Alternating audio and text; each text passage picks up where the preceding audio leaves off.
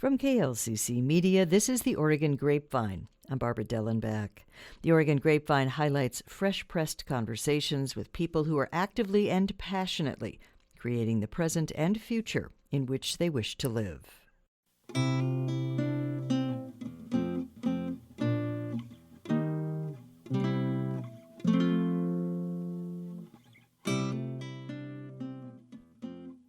Charley Locke is a narrative journalist based in Portland. Thank you so much for being on the Oregon Grapevine. Yeah, thanks so much for having me. You write for a variety of publications, a variety of ways, articles, etc. Could you just launch into a little bit about that and that piece of your life and what the writing is that gives you meaning? Yeah, absolutely. So I am a freelance journalist. I write mostly for magazines. I'm a contributing writer at the New York Times Magazine, so write there a lot, but also write for The Atlantic and Wired, Bloomberg Business Week. And I like to say that my beats in terms of journalism are growing up and growing old. So I write a lot about being young and being older. I am really grateful to get to spend a lot of my days talking to people who are maybe under 15 years old and over 75 years old. And I feel really lucky to have crafted that as kind of what I get to write about because it's a sneaky way of actually just getting to write about everything. Those two age groups experience everything under the sun. They have, someone who's 10 and someone who's 95 both experience struggles with their family and crushes and friendship issues and concerns about the climate and thoughts about how the world could be different.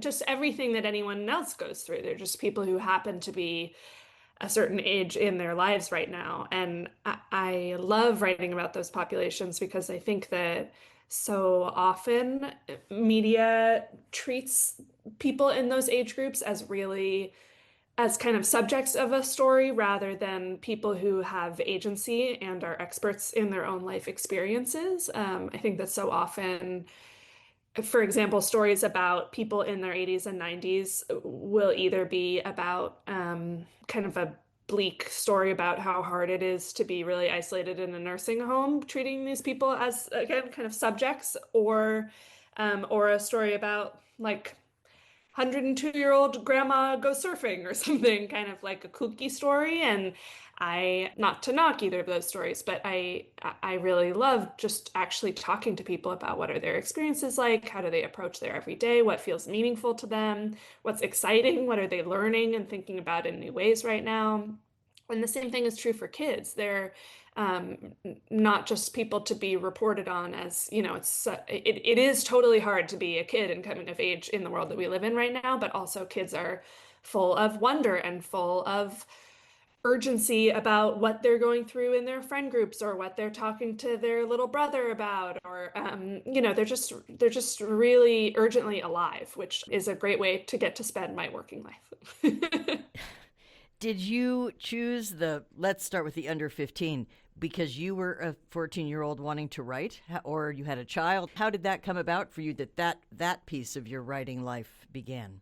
I have always really loved talking to and working with and teaching kids and teenagers, and I've always tried to make that a part of my life through, mentoring young writers when I was in college or teaching. I in college did a lot of kind of teaching summer programs, stuff like that, but um, I have worked as a journalist for I think about 15 years, and I had a number of staff jobs writing about different things. And at the start of the pandemic, the magazine where I was working folded and we all got laid off. And I was casting around to figure out what kind of freelance stuff I could do until I could get another job. I now am so grateful. I've been freelancing for longer than I had any staff job, and I actually really like it more, but I didn't choose it.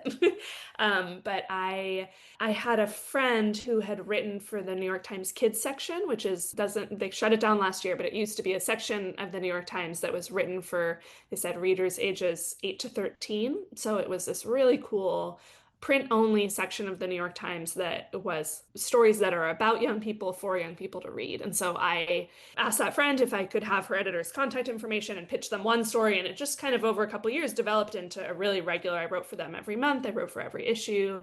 And at the same time, I was again just kind of casting around for work as people do after they lose a job. And I had an old boss was starting a podcast called 70 over 70, which was a podcast where basically every episode of the show, he would interview, most of the podcast would be him, Max Linsky, interviewing someone over 70 years old who was famous. And for the first 5 or 10 minutes of the show, I would interview someone who was over 70 and was not famous. And that was just, I was, again, kind of just looking for work. It sounded interesting. So I started working on that for 6 months or something, and that kind of developed into more. And by doing that, I realized that there are so many stories about older people who where their experiences really just aren't represented. And it was really meaningful, especially during the pandemic when we were all so isolated. I was just living in an apartment with my boyfriend and not talking. I was 30, I think, and was not talking to people very much. And suddenly I spent so much time talking to people who were in really different life stages from me, who were kind of outside of the scrum of the middle of life, which I feel like a lot of my friends and I are in, where you're figuring out who your partner's going to be, where you're going to live, if you're going to have kids, kind of all these big questions, and people who were able to be a little bit removed by that on either side of the age spectrum. And so in the pandemic, when every day felt really bleak and repetitive, I would talk to people who would say, I'd say, how are you doing? And they'd say either like, it's so cool. I got this new Lego set and I figured out how to build it into something that's totally different. And I'm really into building spaceships with my Lego sets, but I actually figured out how to build this crazy other thing, and just kind of like be bubbling over with that. Or talk to someone who would say, my day is amazing. I just learned that you can watch opera from the British Opera on Netflix, and it's incredible. It's so cool to be transported in this way. So just talking to people who were like curious and earnest and really alive. I don't know if that, I feel like I went on too far from that, but That's okay. It's interesting. Has there been a story or a moment that maybe you went into it thinking one thing and you unexpectedly were surprised at this other thing that you carry with you? Oh, that's such a good question. Um, Yeah, I mean, I think that part of the fun of these beats is I'm so often surprised. And I think I really try to go into reporting with a really open mind about what I'm going to learn. I'll have a subject, but go in and really be educated by the people that I'm talking to. I did a cover story for the New York Times Magazine, I think last year, that was about climate change and about what it's like to be a teenager if you live in a place that's already really devastated by climate change. And I went into it thinking this is going to be a way to um, write about how hard it is to come of age in, I mean, some of the young people I talked to a girl who, I think a 14-year-old who lives in Dhaka in Bangladesh, who can't really go outside because the pollution is so bad that her skin and her hair is falling out because the pollution's so bad, which if you are a teenage girl is just an impossible, I mean, for anyone, but it's the kind of the concerns of being a teenager in these places. And I was really struck by doing the interviews with teenagers for that, just kind of the long lens that they have on this. They're so thoughtful about what their future is going to look like, about what has already changed, about kind of mourning this world that they hear about from their parents or grandparents and don't get to experience. There was another girl who I interviewed for that project who lives in rural Peru and is from a community that lives by the side of a glacier, and their spiritual beliefs are very tied to this glacier, and it just is a huge part of daily life. And she talked about what it is like to mourn something that you never got to see. She hears from her grandparents about what it was like in the 60s and 70s when the rivers were jumping with fish and the glacier was covered in snow for much of for the whole year, and it just isn't it hasn't been like that in her entire life. So kind of it's not only that climate change is looming, but that there have already been these kind of generational shifts. I think often with young people, I'm just really struck by how deeply thoughtful they already are about these big issues. Have you, Charlie, always known that you were a writer? No, I always knew that I was a reader. I've always really, really loved reading. And as a kid, that is what I spent much of my time doing. Um, and I was really shy. And so I didn't ever consider something like journalism, where so much of the work is cold calling people and talking to strangers. And I never, I mean, I w still wish that I was a fiction writer. I don't know where the ideas come from. A couple of my closest friends are novelists, and I'm very envious, but I don't have that in my brain. But I knew when I was a little kid, and certainly by high school or college, that I wanted to figure something out around um, stories. And I thought for a long time maybe that would be in book publishing or something. I just was trying to figure out how to do something where I got to spend a lot of time reading. And A noble kind pastime. of yeah, totally. Still. But I did not know that it would end up being journalism. I feel really, really lucky about that. Yeah. Do you carry in your head some story ideas that are out there, or do you get assigned them, or a combination of those things? Both. I always have a running list of stuff that I'm thinking about. You can't see it because this is audio, but next to my desk here, I have a big piece of paper with lots of post-it notes on it of different ideas.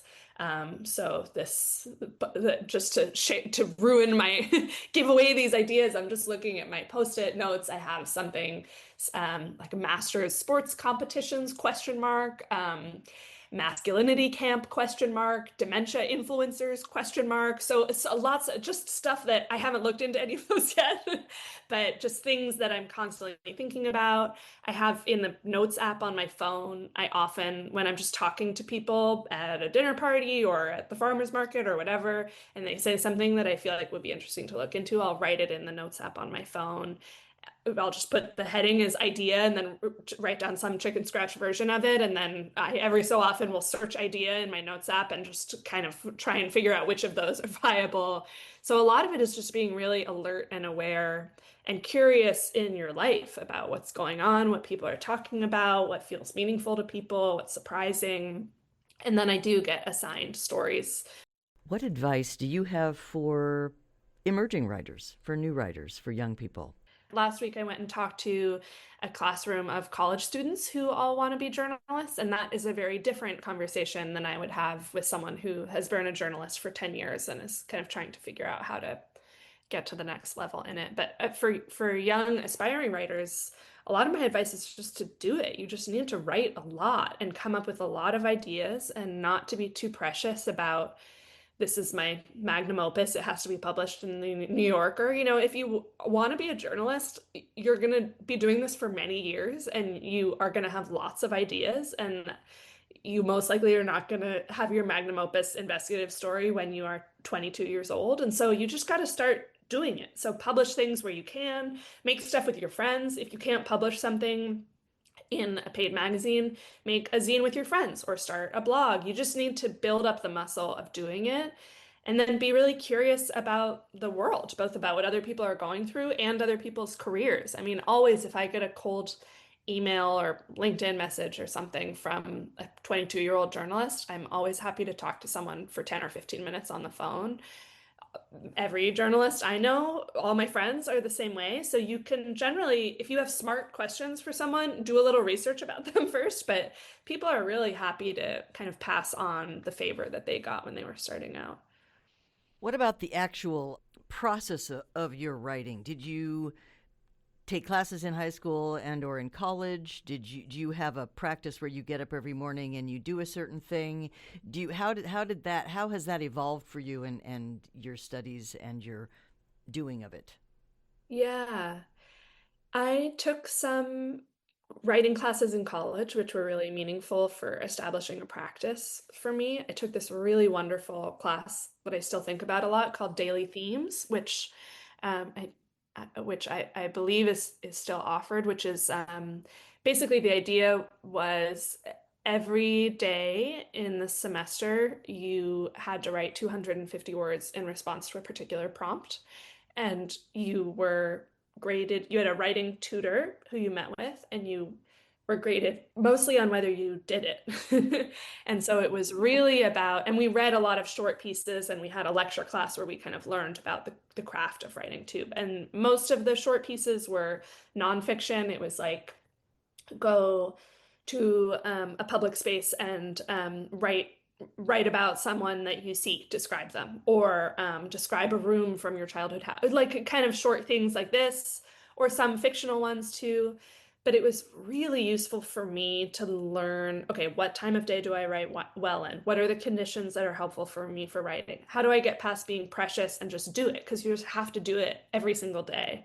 And those things are really helpful for me. I write best in the morning when my brain is clearest. When I have a big story I'm working on, I charge my cell phone in the other room, and I wake up early and I write, make a cup of coffee and write for a couple hours before I turn my internet off on my computer. And just like before I engage with the world, I need to do a bunch of it before my head gets crowded. But I have friends and know people who write in really different ways in that way. The location isn't that important to me. I mean, I can do it kind of wherever I am. I just need to kind of cocoon myself in my work. But so much of my work is talking to people too, that I really try and have different days for different things. And so I'll have days when I'm doing a bunch of interviews and working on stories in that way, and then days where I'm writing in the morning, and that's really what I'm doing.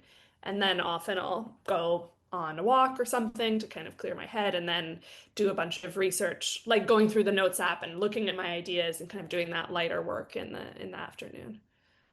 And how many articles or publications or pieces are you working on at any given time? It really depends. Often something like three at once. But the length of time I work on something it really depends on what it is. There are some stories that I am assigned, and then 10 days later I have to turn in a draft, and that's really fast for me. And there are sometimes when I'm working on a story for a year, like that climate change and teenagers story, which had all these layers of, okay, which different issues are we going to talk about? How do I talk to scientists to figure out what we should focus on? How do you get in touch with a young person so there were all these kind of different layers of the project. So often I really like having a mix of those different things, where I'll have one thing that I'm working on that is due in 2 weeks. That's pretty quick turnaround, and something that is a kind of a much longer simmer, different stuff like that. Do you have something or a practice or a place that inspires you in your life to do the work you do? Being kind of under trees and out in nature is the thing that really grounds me. There's a redwood grove near where I live, where I'll often, after doing a difficult interview, like interviewing a young person who's gone through this awful experience of climate change, just going outside and kind of feeling that. I grew up in Northern California, and being in eucalyptus and redwood trees really reminds me of kind of it just feels really calming and grounding to me. So doing that here is wonderful also. Do you feel like you have a physical space that provides that for you in your work? I would answer the question in two ways. One is there a physical space? I'm a swimmer, so when I am swimming and I swim laps, I tend to use that as kind of my meditation. I've laughed with people in my family because I mean, yoga's fine and interesting, and I'm happy to do the stretching part, but I don't really care about the breathing part.